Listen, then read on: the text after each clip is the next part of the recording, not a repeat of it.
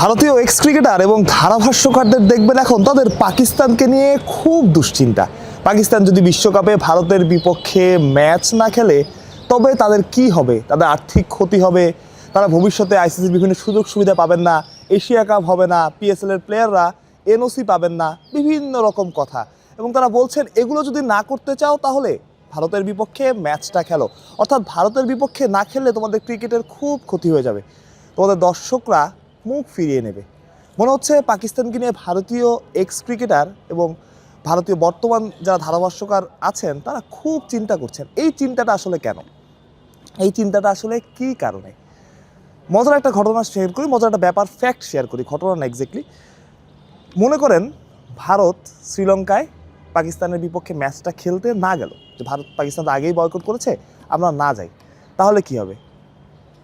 হ্যাঁ, আমরা শুনেছি যে তারা এক পয়েন্ট পেয়ে যাবে, ম্যাচটা পরিত্যক্ত হিসেবে ঘোষণা হবে, কারণ মাঠে উপস্থিত না থাকলে দুই দলকেই সমানভাবে দেখা হবে এবং ম্যাচটা পরিত্যক্ত ঘোষণা করা হবে।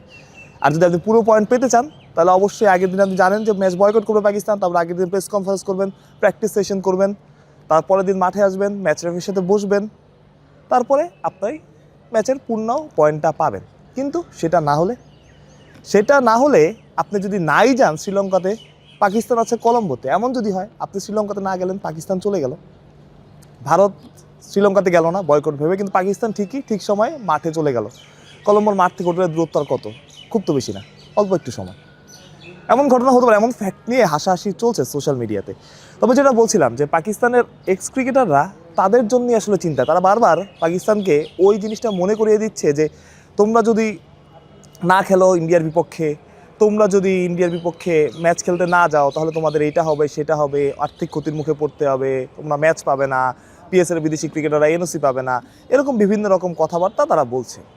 এবং অন্য দেশগুলোর কথা চিন্তা করছে, ইন্ডিয়া পাকিস্তান ম্যাচ না হয় অন্য যে একটু পিছিয়ে থাকা দেশগুলো আছে তারা আর্থিকভাবে ক্ষতিগ্রস্ত হবে, এগুলো মনে করে যে তার জন্য তোমরা ম্যাচ খেলো। এবং সবচেয়ে মজার ব্যাপার হচ্ছে এমন ক্রিকেটাররা সেটা বলছে, এমন এক্স ক্রিকেটাররা সেটা বলছেন, যেমন হরভজন সিং, লিজেন্ডের যে খেলাটা হয়েছিল ইংল্যান্ডে, সেই ম্যাচটা পাকিস্তানের বিপক্ষে তারা বয়কট করেছিল, তারা ম্যাচটা খেলেনি, সেই তারাই আবার এখন দ্বিচারিতা করছে।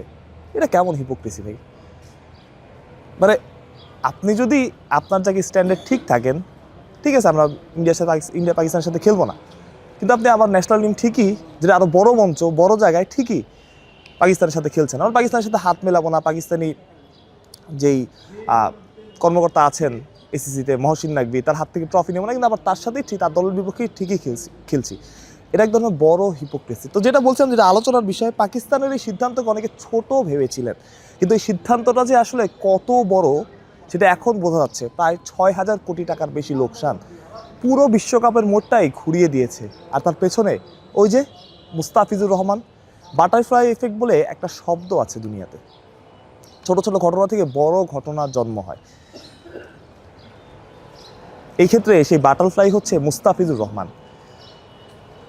এক মুস্তাফিজকে বাদ দিয়ে আইপিএল থেকে পুরো বিশ্বকাপটাই এলোমেলো হয়ে গেল, আইসিসির মাথায় হাত।